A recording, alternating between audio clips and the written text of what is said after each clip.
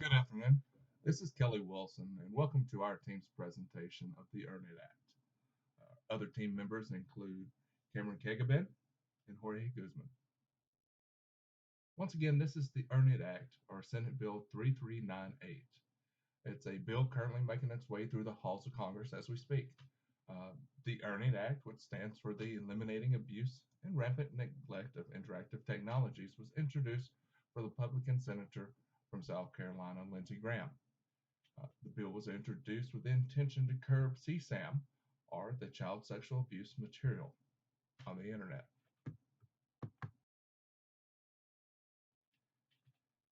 Okay, so what exactly is the Earn It Act?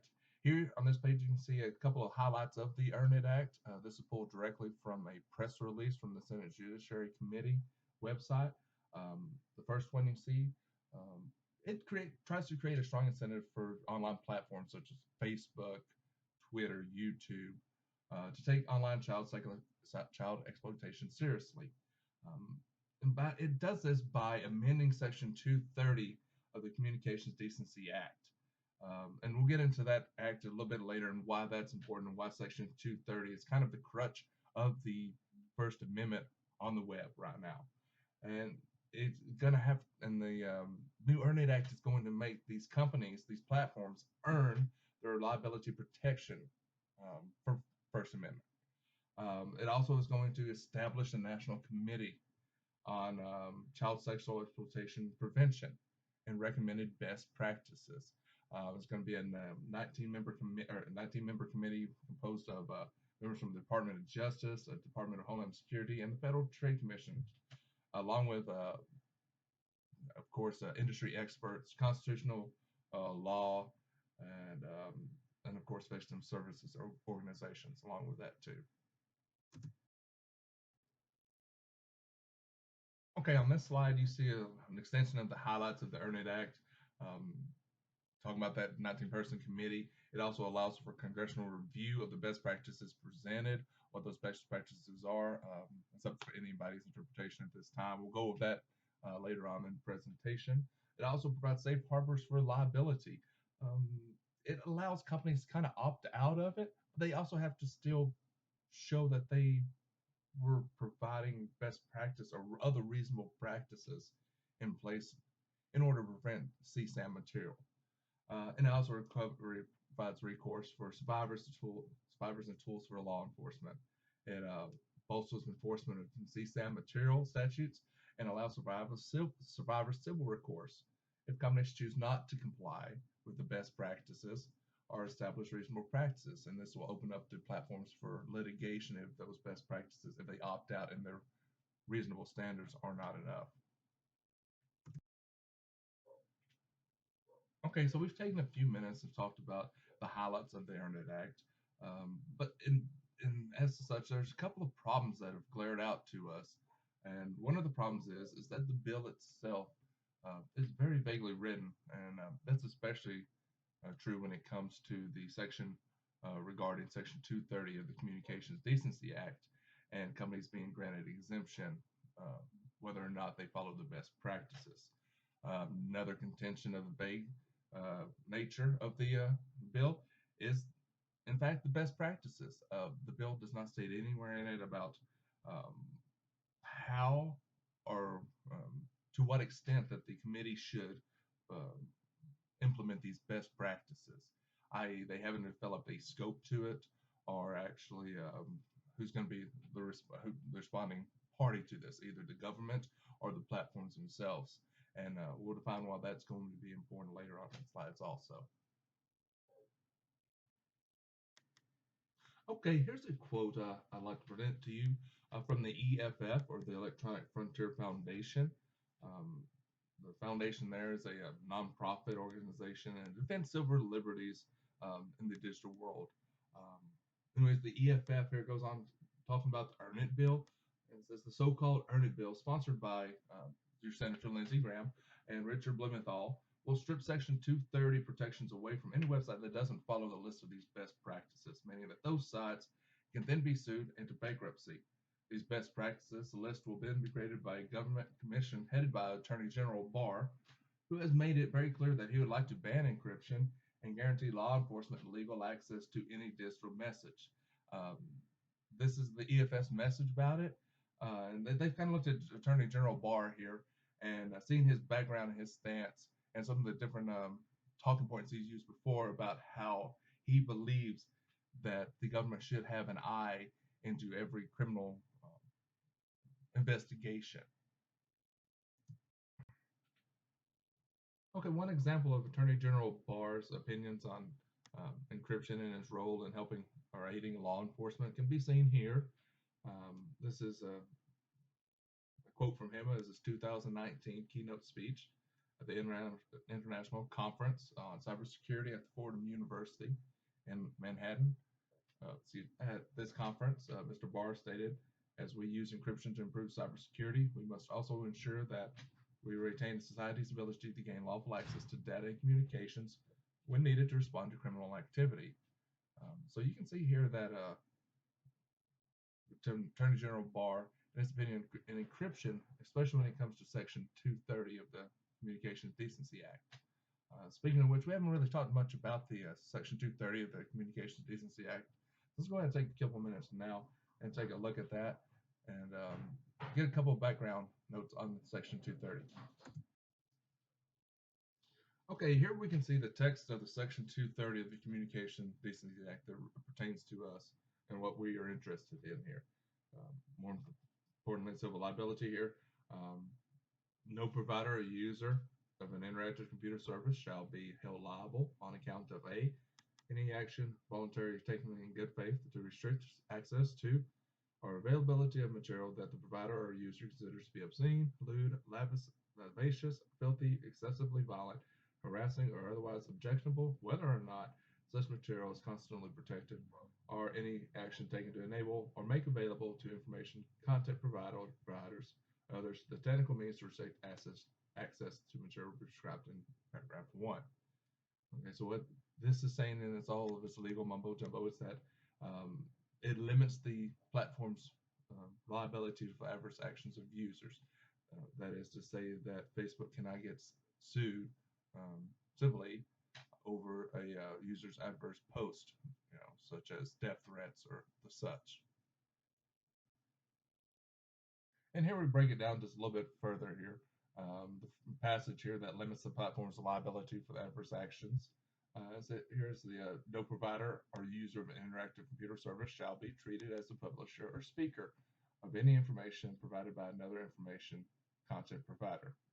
Again, like we said previously, in other words, all intermediaries or that host or publish speech are protected against a range of laws that might otherwise be used to hold them legally responsible for what others say and do.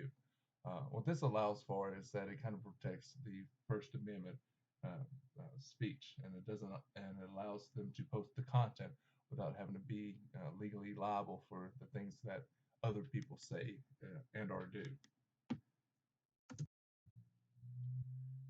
Here we see Joshua Lund from Signal.org, which is a messaging app that really prides itself on providing end-to-end encryption and user privacy. He says here that the EARN IT Act turns Section 230 protections into a hypothetical bargaining chip. At the high level, what the bill proposes is a system where companies have to earn the protections or Section 230 protections by following a set of designed by committee best practices that are extraordinarily unlikely to allow the end-to-end encryption. Anyone who doesn't comply with these recommendations will lose their Section 230 protection. And what's more importantly about losing your Section 230 protection is that it opens you up to civil liabilities for the actions and words that users say on your platform. So what are some of the best practices and what could they look like? Well, this is really entirely dependent about how the commission goes about approaching the problem here. That is, they could attack the middle. And what this is saying is that they could break the end-to-end encryption. However, when they do that, the data is vulnerable in the middle, where they piece it all back together and they do their deciphering and detection of the CSAM material. And in such, though, it places responsibility on the government, and we'll see that on the next slide. Or the next approach that they could take could be more of a wait until the end, where they leave end-to-end encryption intact and where the data is secured throughout the transit, and then it places responsibility on the platform to go ahead and detect after decryption on their side CSAM material, and then the platform's responsibility is to then reach out to the government and or whichever agency and report their findings. So, what exactly is end-to-end encryption? Well, it's exactly what it sounds like. Um, the data is encrypted from the beginning, from the sender, all the way to the recipient. And this can be seen here in the bottom picture here, where all the way across from cell phone to cell phone, that the data is encrypted throughout, and that the service provider cannot see what data is being passed through from user to user. Um, However, on the top hand side here, the top figure, you can see that the service provider does unencrypt the data there. This is more of the attack in the middle scenario that we talked about previously on the previous slide, is where the government would have to take the data um, in transit and break up the end-to-end encryption, therefore making a more point-to-point type style, and therefore interpreting data there for CSAM material. And this is going to put the responsibility of capturing such data on the government itself, and what kind of overreach that the government would have on it. Another thing to note here about this slide is that when you break up the end-to-end encryption there, the node in the middle is highly vulnerable to attacks. When that data is unencrypted, anything malware, viruses, trojans, anything of that sort, they're on the server. Will be able to read that data and possibly pass it on for other nefarious actions, hackers or other government agencies also. One example of the way government's already going ahead and doing this is the use of stingray tracking devices.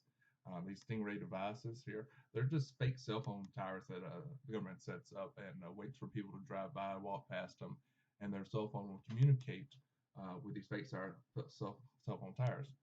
And in doing so, the cell phone fake cell phone towers can then pull the user's data, including location, and then other identifying features of the phone.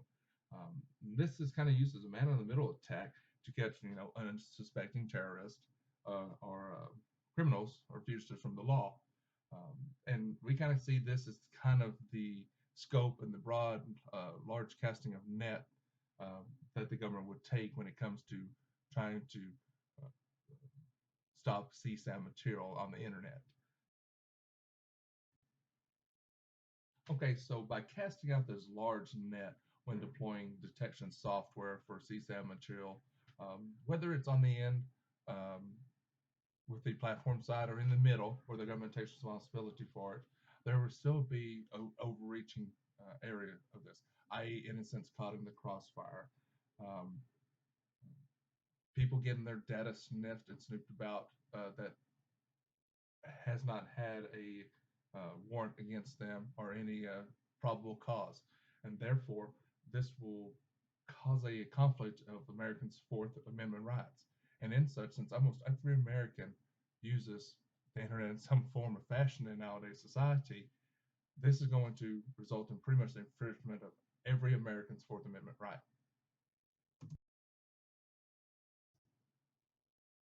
Okay, so it's also our belief that if the Internet Act does pass and the best practices are very restrictive in nature, i.e., breaking into encryption or placing all of the responsibility on the platform themselves for noticing and reporting the CSAM material, then there is a great possibility of mass exodus of corporations from the market. Jason Lunn, who we heard from earlier from signal.org, the application that messaging application that provides a really secure end-to-end encryption. He says that he won't break his end-to-end encryption and that he will just leave the U.S. market. Um, if this bill does pass. Is this a kind of sense of things to come? Well, we'll just kind of have to wait and see if more companies